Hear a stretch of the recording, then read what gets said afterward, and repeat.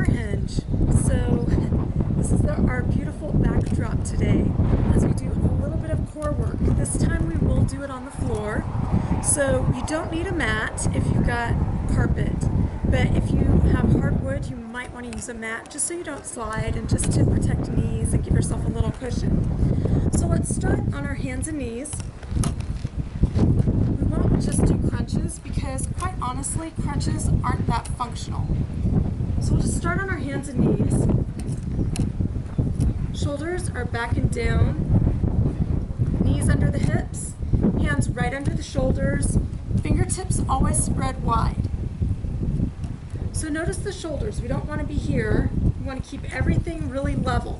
Now imagine as if you have a glass of water, a full glass or a margarita or wine or I don't know, whatever it is that you want, resting just above your tailbone.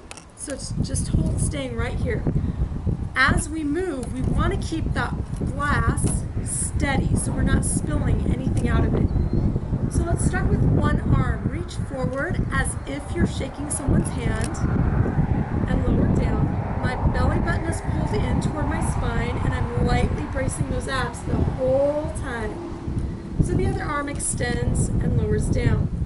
So to make it a little more challenging, let's add the opposite leg. So I'm going right arm, left leg. A common mistake on this is to do the same side. Much harder to balance. So really hold that cup steady. Extend through the fingertips and through the heel. Keep those hips facing down instead of opening this hip up. And lower down. So here is how the breath goes with it. We inhale as we reach. And we exhale as we lower down. And we just continue breathing in, exhaling down,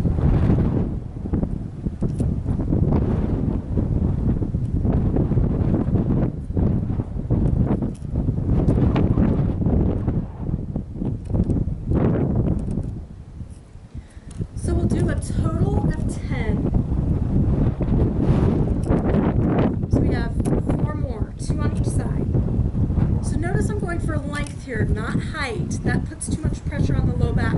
We want to keep that steady. Really pull into the abdominals and just float those arms and knees back down. If this bothers your knees, you can always place another cushion, a towel, or a blanket underneath those knees, or actually I like to say under the shins so that you're completely elevated.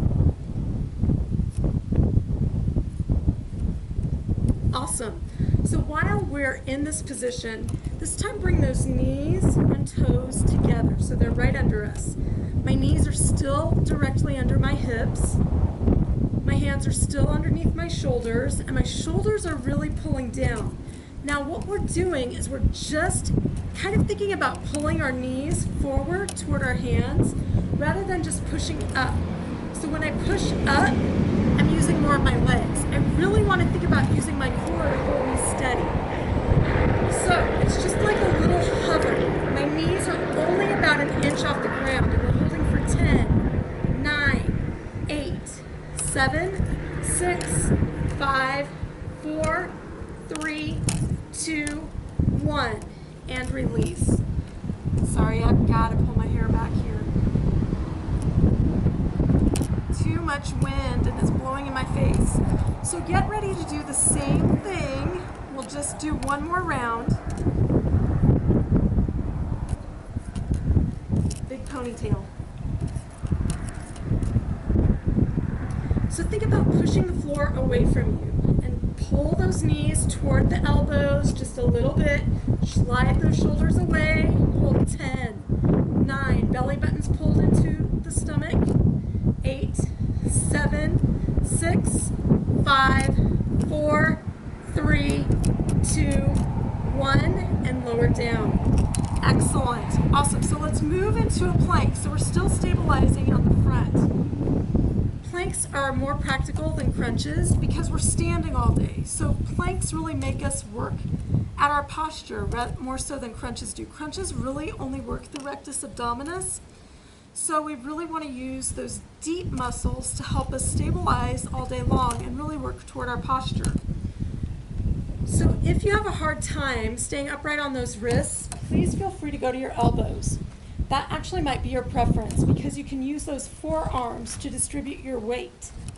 So a couple of options here. Start with your full, and if that's too much, just lower the knees straight down.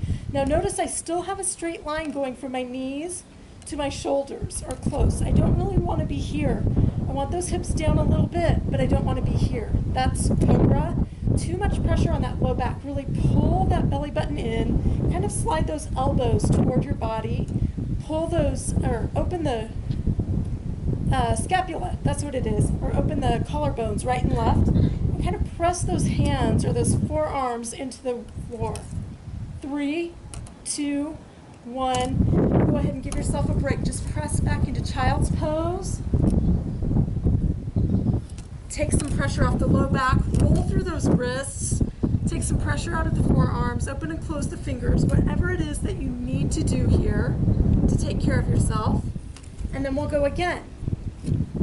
So finding that position on the elbows or all the way up, full or down to the knees, whichever option you prefer. Kind of think about sliding those elbows toward you a little bit, pulling that belly up into the body, lengthening through the entire body, and everything is active right now.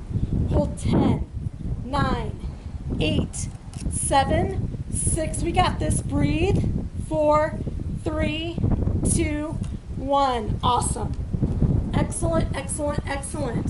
So let's go ahead and try a side plank. So same thing. I'll just line up first. So my shoulder, my hip, and my foot are in one line. Putting weight in my forearm. I'll just lift my hip up off the ground. I've got a nice long line going through that torso, lengthening out through the top of my head. Hold 10, 9, my chest is open rather than rotating down. 7, 6, belly buttons pulled in. 4, 3, 2, 1. Lower those hips down. Give that shoulder a break. If you have shoulder issues, this one might not be real comfortable. So that's where, make sure that that shoulder is level, that you're putting weight in that forearm, that you're not going here. You also want to make sure you're not back. So, elbow is directly under my shoulder. This knee is in line with my hip. If I go to a full plank, that bottom foot goes behind the top. So I'm really lifting those ribs up.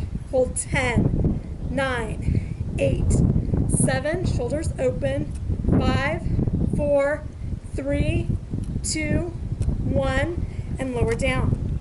And we'll switch sides. Elbow under the shoulder, knee lined up with the hip. So make sure you have lots of space here. Sometimes that shoulder crimping is because we're too close. Lots of length. Excellent. Top foot's lengthened. Weights in the forearm and lifting the hip. Belly buttons pulled to the spine. We're holding for 10. Breathing through it. 7, 6, 5, 4, 3, 2, 1, and release. So we'll do one more time. Remember, you can stay with that option or increase to your full plank. So here we go, lifting those hips. Hold 10, 9, belly buttons pulled to the spine like we're between two panes of glass. 5, 4, 3, 2, 1, and release. Awesome. So our very last thing will be to work the back side a little bit. So we've gotten all the way around the body. So we're just moving into a shoulder bridge. Feet are underneath those knees, about hip distance apart.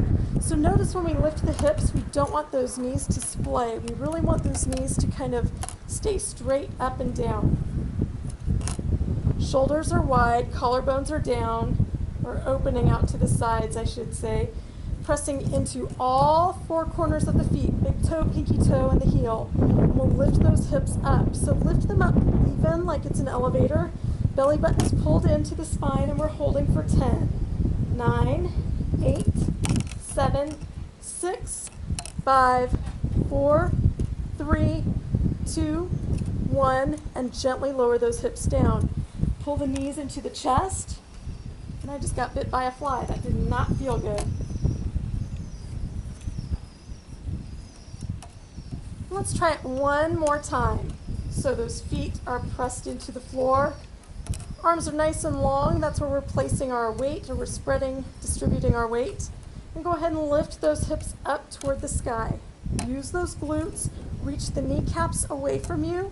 Pull that belly into the body. The neck is long. And we're holding for 8 more. 7, 6, 5, 4, 3, 2, 1. And gently lower those hips down. Pull those knees into the chest. Feel free to just kind of roll side to side or make circles with those knees, whatever feels the best.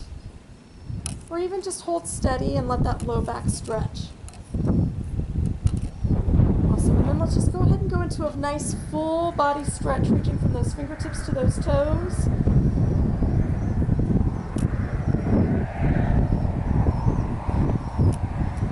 Feels good for you today. Go ahead and just pull one knee to the chest and then take it across the body for a lying spinal twist, kind of opening up that low back a little bit.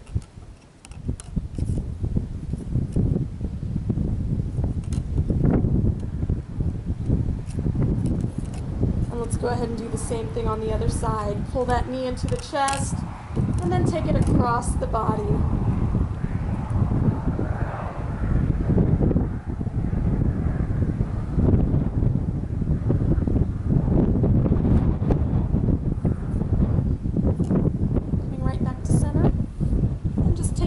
Behind your leg, rock and roll up to a seated position, and then take your time coming up to a standing position. Thanks for joining me today, and I'll see you next time. Hello.